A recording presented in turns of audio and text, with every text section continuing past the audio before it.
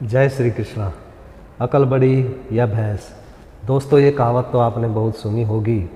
जिसके पास बुद्धि होती है, दिमाग होता है, वो किसी भी मुश्किल से मुश्किल काम को मिनटों में हल कर देता है।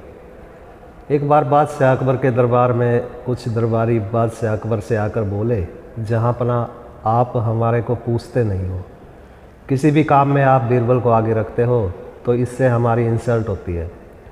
जब बादशाह अकबर ने उनकी बात सुनी तो वह बोले, देखो भाई, मेरे लिए तुम सब बराबर हो, बीरबल भी तुम जैसा ही है, लेकिन बीरबल के पास बुद्धि है, दिमाग है, और वो किसी भी समस्या को 1 मिनट में ही हल कर देता है। अब जब समस्या होगी, जिसके पास हल होगा उसी के पास तो मैं जाऊंगा। दरबारी हाथ जोड़ते हुए बोले, नहीं बादशाह सलामत, यह बात नहीं है, हम भी सब बुद्धिमान हैं, आप भी हमें आजमा कर देख लो। बादशाह अकबर ने कहा, ठीक है, मैं तुम्हारी परीक्षा लेता हूँ। इसके बाद बादशाह अकबर ने कुछ कोयले के टुकड़े मंगवाए और सभी दरबारियों को एक एक दे दिया। इसके बाद बादशाह अकबर ने कहा, तुम्हें यह कोयले के टुकड़े बाज़ार में 100 रुपयों में एक टुकड़ा बेचना है। तुम्हारे पास 2 दिन का टाइम है, जाओ और एक कोयले के टुकड़े को 100 रुपयों में बेच कर दिखाओ। सभी दरबारी बाज़ार में चले गए। पूरा दिन निकल गया, लेकिन उस कोयले के टुकड़े को कोई 1 रुपया भी देने के लिए तैयार नहीं था। 100 रुपया तो कहाँ से देता। अगला दिन भी ऐसे ही निकल गया। तीसरे दिन थक हार कर सभी दरबारी वापस दरबार में लौट आए और बादशाह अकबर से बोले, जहाँपना हमसे तो यह कोयले बिके नहीं। बादशाह अकबर ने कहा, मैंने क्या कहा था, तुम्हारे बस का कुछ भी नहीं है, इसलिए मैं बीरबल को तुमसे ऊपर मानता हूँ।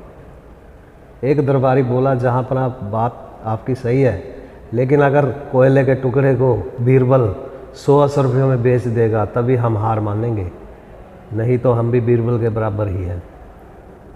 बादशाह अकबर ने बीरबल को बुलाया और उसको एक कोयले का टुकड़ा देते हुए बोले, बीरबल, तुम्हें यह कोयले का टुकड़ा 100 रुपयों में बेचना है। बीरबल ने कोयले का टुकड़ा ले लिया और कहा, ठीक है जहाँपना, मैं इसको बेचने की कोशिश करूँगा, मुझे भी 2 दिन का वक्त दे दो। बीरबल दरबार से चलकर एक सुनार के पास गया और सुनार को बोला कि 10-15 डिबिया मेरे को सोने की बना कर दे दो, छोटी छोटी। सुनार बीरबल को जानता था, तो उसने 2-3 घंटे में ही उसको छोटी छोटी 15 डिबिया सोने की बना कर दे दी। उसके बाद बीरबल घर पर आया और जो कोयले का टुकड़ा था उसको बिल्कुल बारीक पीस कर सुरमे की तरह बना लिया। इसके बाद उसने दर्जी से एक दरवेश के कपड़े भी सिलवा लिए। अगले दिन बीरबल ने दरवेश का भेष बना लिया और नगर की जो धर्मशाला थी उसमें जाकर ठहर गया और मुनादी करवा दी कि मैं ईरान देश से आया हूँ और मेरे पास एक ज़बरदस्त करामाती सूरमा है, जिसको आँखों में लगाने से किसी को भी उसके पूर्वज दिखाई देने लगते हैं और वह अपने पूर्वजों से बात भी कर सकता हूँ। तो कुछ ही देर में यह खबर आग की तरह पूरे नगर में फैल गई कि धर्मशाला में कोई करामाती सूरमा लेकर कोई दरवेश आया हुआ है। उस नगर में एक नगर सेठ भी था। उसने सुना हुआ था कि उसके पूर्वजों ने कहीं पर खजाना दबाया था, लेकिन पता बताने से पहले ही वे उसके पूर्वज स्वर्ग सिधार गए थे। तो यह बात नगर सेठ को बड़ी ही कचोटती थी। जब उसने दरवेश के बारे में सुना तो वह दौड़ा दौड़ा धर्मशाला तक आया और दरवेश बने बीरबल से बोला, श्रीमान जी, मुझे मेरे पूर्वजों के दर्शन कराओ और उनसे बात कराओ। तो बीरबल ने कहा, इसके लिए तुम्हें यह जो सुरमे वाली डिब्बी है, इसको 100 रुपयों में ख़रीदना पड़ेगा। बड़ी ही जादुई है, करामाती है, इससे तुम्हें अपने पूर्वज दिखाई देने लगेंगे और उनसे बात भी कर पाओगे। लेकिन यह कारनामा तुम्हें नगर का जो चौराया है वहाँ जाकर करना होगा। अब जो नगर सेठ था उसने 100 रुपयों में वह डिब्बी खरीद ली और बीरबल उसको लेकर नगर का जो व्यस्त चौराया था वहाँ पर आ गया। उसने एक सड़ाई जो कोयले का पतला सा पाउडर था, बारीक सा, उसको नगर सेठ की आंखों में लगा दिया और ऊंची आवाज़ में ज़ोर ज़ोर से कहने लगा, नगर सेठ, मैंने तुम्हें एक बात नहीं बताई।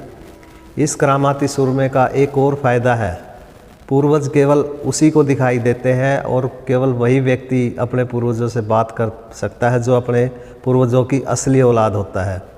तो इससे यह भी पता चल जाता है कि वह अपने पूर्वजों की असली औलाद है या नहीं। यह सुनकर नगर सेठ के पैरों के नीचे से ज़मीन खिसक गई। तो बीरबल ने एक सड़ाई पहले ही लगा दिया था, एक और सड़ाई सुरमे की उसकी आंखों में लगा दी और नगर सेठ से बोला, हाँ तो सेठ, क्या तुम्हें अपने पूर्वज दिखाई दे रहे हैं? वहाँ पर और भी बहुत ज़्यादा भीड़ इकट्ठी हो गई थी। सभी उत्सुक थे जानने के लिए कि क्या पूर्वज दिखाई देते हैं। तो नगर सेठ ने सोचा अगर वह ना करेगा तो बड़ी बेइज्जती होगी और लोगों में यह फैल जाएगा कि मैं तो अपने पूर्वजों की औलाद नहीं हूँ। हालांकि उसको दिखाई तो कुछ भी नहीं दे रहा था। बीरबल ने सब फर्जीवाड़ा किया हुआ था, लेकिन बेइज्जती से बचने के लिए नगर सेठ ने कहा, हाँ हाँ, मुझे अपने पूर्वज दिखाई दे रहे हैं और मैं उनसे बात भी कर सकता हूँ। जब नगर सेठ ने यह कहा तो वहाँ लोगों की बड़ी हलचल हुई और कुछ लोगों ने 100 असरफियाँ देकर वह सोने की डिबिया जिसमें सूरमा भरा हुआ था खरीद ली। बीरबल की 5 डिबियाँ बिक गई। सूरमे वाली यह बात अकबर के कानों तक भी पहुंची। उसने दरवेश को बुला लिया। जब बीरबल दरवेश के वेश में दरबार में पहुंचा तो बीरबल तथा कोई अन्य दरबारी उसको पहचान नहीं पाया। अकबर ने दरवेश से पूछा, हाँ भाई बताओ, तुम्हारे पास ऐसा क्या है कि तुम पूर्वजों से बात करा सकते हो? बीरबल ने कहा, जहाँ पनाह, मेरे पास यह जादुई सूरमा है जो आँखों में लग जाए तो किसी को भी उसके पूर्वज दिखाई देने लगते हैं। अकबर ने कहा, ठीक है, मेरी आँखों में लगा दो और 1-2 दरबारी के भी यहाँ लगा दो। बीरबल ने कहा, श्रीमान जी, यह मुफ्त नहीं है, इसके लिए तुम्हें 100 असरफियाँ देकर यह जादुई सूरमे वाली डिब्बी खरीदनी पड़ेगी। तो बादशाह अकबर ने 3-4 दरबारियों को 100-100 असरफियों में वह डिब्बी खरीदने के लिए कहा। अब बीरबल ने कहा, ठीक है, मेरी 4 डिब्बियाँ बिक गई है, अब मैं आपको फ्री में यह सूरमा लगा सकता हूँ। तो बीरबल ने एक सड़ाई उस कोयले के पाउडर में डुबोई और बादशाह अकबर की आंखों में लगा दिया और ज़ोर ज़ोर से कहने लगा, बादशाह सलामत, इस सूरमे का एक और फ़ायदा है, पूर्वज केवल उसी को दिखाई देते हैं जो अपने माँ बाप की यानी अपने पूर्वजों की असली औलाद होगा, बाकी किसी को दिखाई नहीं देंगे। अब सूरमा फर्जी था। बादशाह अकबर को भी कुछ दिखाई नहीं दिया, लेकिन दरबार में बेइज्जती ना हो जाए तो चुप रहने में ही भलाई समझी और बोले, हाँ हाँ, मुझे अपने पूर्वज दिखाई दे रहे हैं। और यही सब जब दरबारियों ने अपनी आंखों में सूरमा लगाया तो सभी ने बेइज्जत होने से बचने के लिए झूठी हाँ भर ली कि उनको अपने पूर्वज दिखाई दे रहे हैं। दरबार में बीरबल की 5 डिबिया और बिक गई। बीरबल वहाँ से चला गया और अगले दिन दरबार में लौट कर आया। अब वह दरवेश के कपड़ों में नहीं था। उसको देखकर बादशाह अकबर ने कहा, हाँ तो बीरबल, क्या तुमने वह कोयले का टुकड़ा बेच दिया? बीरबल ने वहाँ पर 1000 असरफियों का ढेर लगा दिया और कहा, जी जहाँपनाह, मैंने उस कोयले के टुकड़े को 1000 असरफियों में बेच दिया। सभी दरबारी अचंभित रह गए। बादशाह अकबर भी हैरान होते हुए बोले, ऐसा कैसे संभव है? कौन मूर्ख ऐसा था जिसने वह सोने की डिबिया खरीदी थी? बीरबल ने कहा, जहाँपनाह, वह आप थे और आपके दरबारी थे। इसके बाद बीरबल ने बादशाह अकबर को सूरमे वाली और दरवेश वाली पूरी बात बता दी।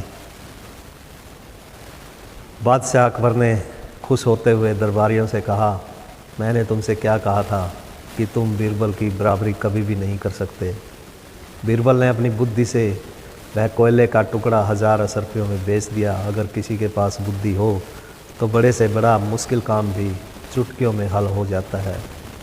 तो इसलिए अकल यानी बुद्धि को हमेशा ही शरीर से बड़ा माना गया है। वीडियो को लाइक कर दीजिए, चैनल को सब्सक्राइब कर दीजिए। ऐसे ही इंटरेस्टिंग स्टोरी फिर से लेकर आएंगे। धन्यवाद। जय श्री कृष्ण।